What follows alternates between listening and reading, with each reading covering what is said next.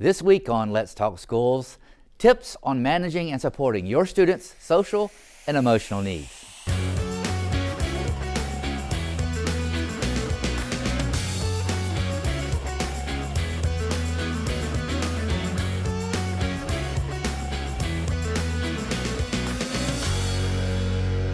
Hello, I'm Mike Looney, the Superintendent of Schools here in Fulton County. Welcome to another edition of Let's Talk Schools.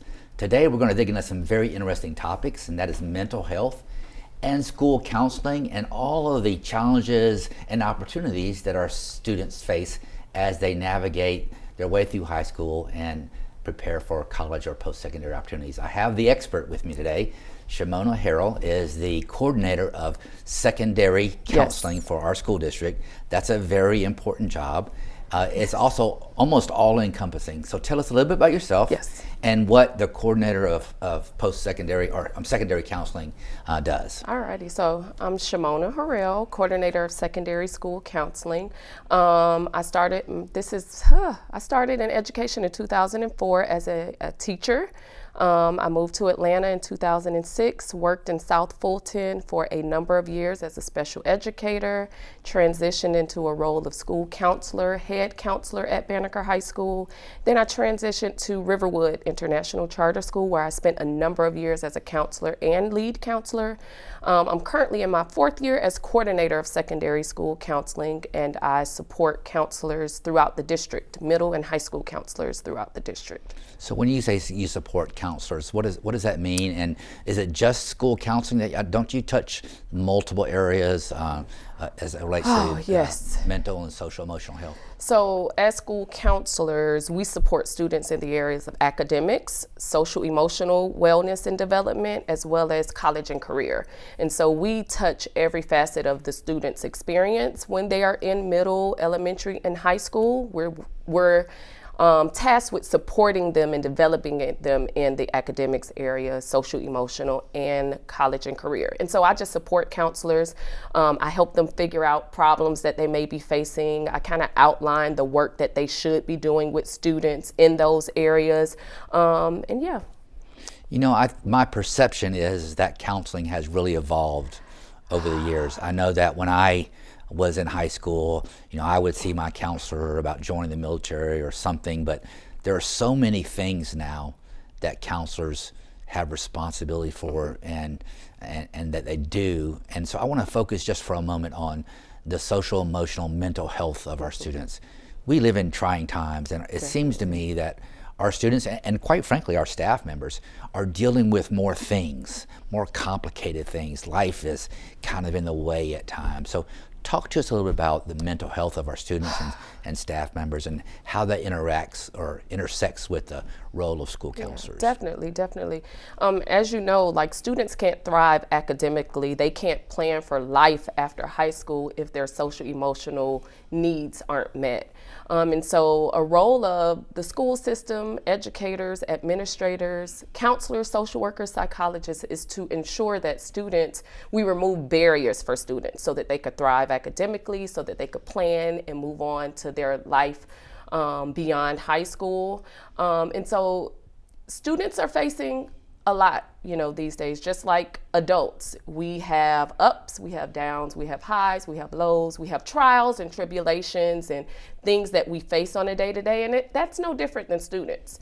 And I think sometimes as adults, we may forget that they have moods and emotions, and they have real life experiences that impact those things. And they deal with those day to day. And as counselors and Office of Support staff, we deal with students on a daily basis who are trying to manage their emotions. They're learning how to navigate the world. They're learning how to interact with their peers and teachers. They're trying to figure life out, which is difficult, as you know, as an adult. And they need help. They need help understanding their emotions, their mental health, the difference between mental health and mental illness, knowing what skills and strategies to use to cope and to manage those highs and lows, those good and bad days. And so we spend a lot of time providing individual short-term counseling, because counselors are trained, as well as school social workers and psychologists. We're all trained to provide short-term counseling, in the moment counseling, to help students navigate issues that they may be dealing with at the moment. And then it's our job to connect them to resources beyond our scope of work. Absolutely. You know, life is so much more complicated. I know when I was in school, we didn't have cell phones. We didn't have 24/7 access to social media and to the internet. It seems like today that students can hardly escape from the broader world and that sort of thing. Do you think that's having a dramatic impact on the mental health of our students? Definitely. When you left school, you left school. You didn't take school home with you. You know, now students are connected to their peer groups. They're connected to school beyond the four walls of a school building. Social media, the internet, it spills over into their personal and home lives, which can also be detrimental to students as they navigate the world. And so that is definitely something that we deal with. I think the impact of social media, perception, like everyone can post a happy moment. And when you're dealing with emotions and day-to-day of your own life and your reality, and you're looking at social media and you're seeing everyone live this wonderful life, that can take a toll on you as a young person as well. And so, yeah, definitely. We deal with a lot of, you know, students that are managing those things both in school and also out of school, right, with social media. So obviously life is complicated, and one of your jobs is to help our counselors work with kids through those tough issues. But there's also a lot of positive things that we get to be involved in as in your profession, and as you lead and coordinate that work. I know, you know, students when they enter high school, trying to figure out, you know, their pathway forward and what they want to do when they grow up. I'm still trying to figure that out, but hopefully our students are more bright than I was. So talk to me about a student enters high school, and you know, what do they do? How do they connect with the counselor? And what does that process look like with trying to figure out, you know, what's beyond high school graduation? It's a beautiful thing to experience. Like, I'm passionate about the work. I'm passionate about supporting students and watching a student walk through our doors their 9th grade year, not quite sure what they want to do, and then walking across the stage into the career path of their choice. That's probably the most rewarding thing of my job. As a coordinator and as a school counselor. So as school counselors, again, we support kids as it relates to their academics, if they're experiencing academic challenges. School counselors help students understand their personal strengths, understand their current standing, understand challenge or help them work through challenges, study skills, organizational skills. They're the bridge. They're typically, I see counselors as that tier 1 primary care doctor of a sort, where you go to them and they help you figure out, work through whatever challenges, and then they refer you for further support beyond their scope. But school counselors, they assist students so that they can make it through high school with the academics. We support them social, emotional, dealing with the day-to-day challenges of life. And then we help them plan for life after high school, which can also be a stressful thing as well.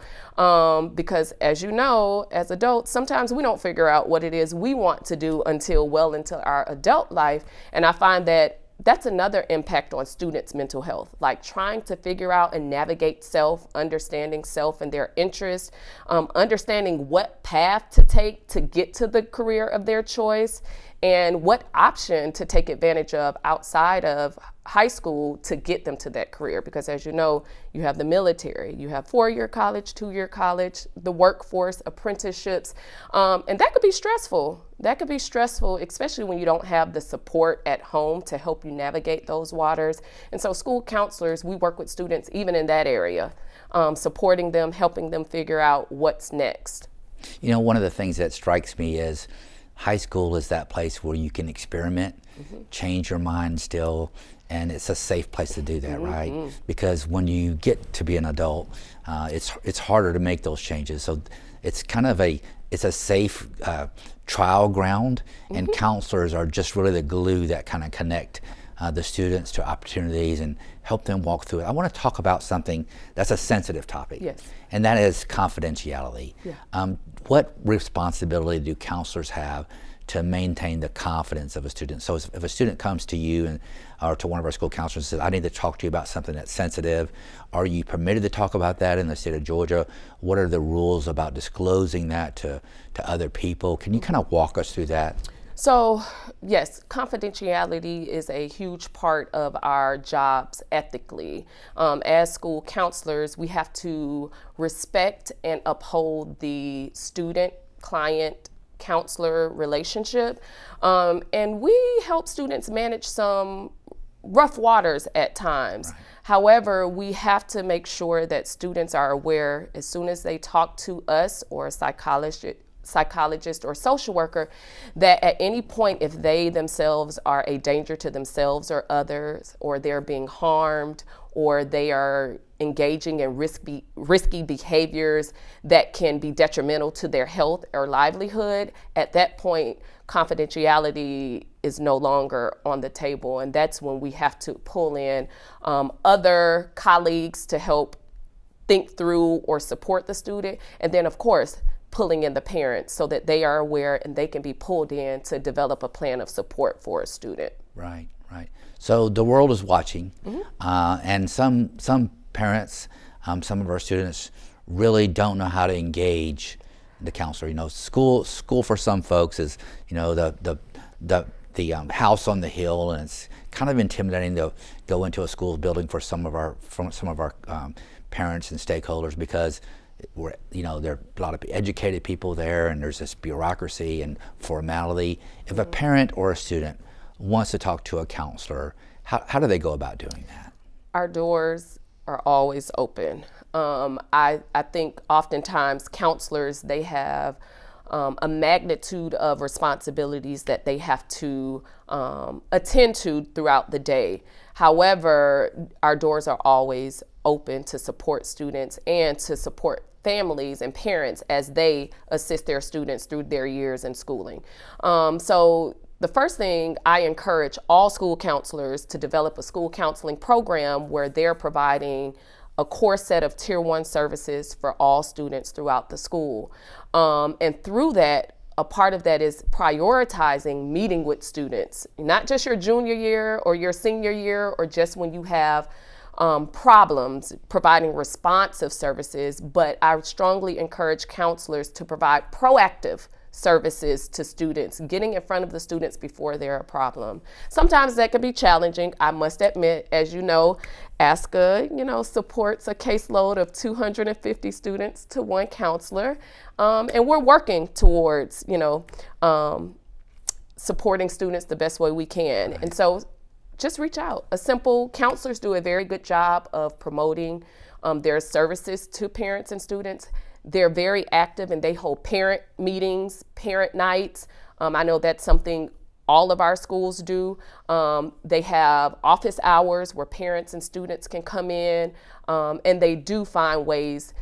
I don't know if you guys know, but counselors are actually teachers, and we're tasked with actually going into the classroom and teaching in those three domains, helping students understand their emotions, helping them learn how to resolve peer conflict, helping them understand academics and their options in high school and middle school, helping them explore their interests, teaching them about careers, and then also educating them on their options after high school and helping them through that. And so we're doing a lot to get in front of them, and we're doing the best that we can to have our doors open to welcome students and parents. So reach out, if you need that FaceTime, if a parent or student, they're dealing with challenges personally, definitely reach out to your counselor. And of course, when it's beyond their scope, we then refer. We refer to the social worker or the school psychologist.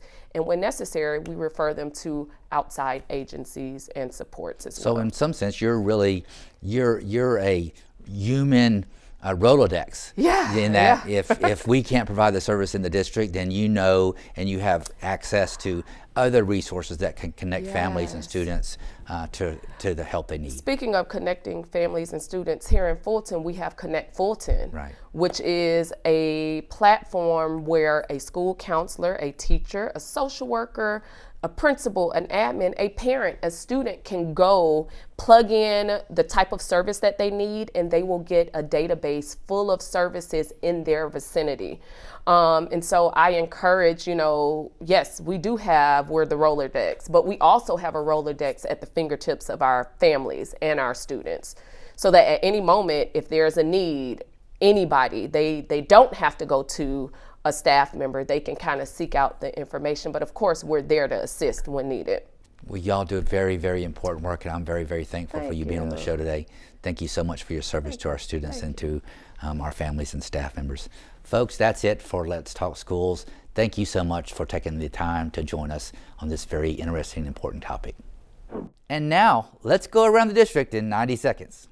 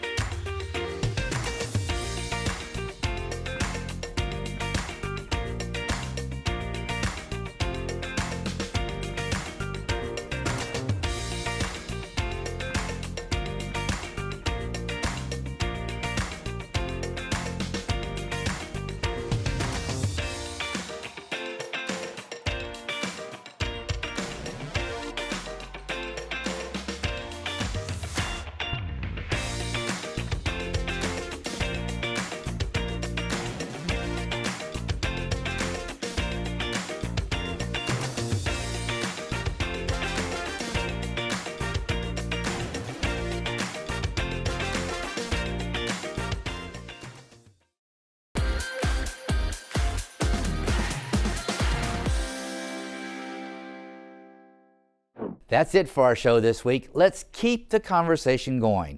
We'd love to hear from you on our social media platforms.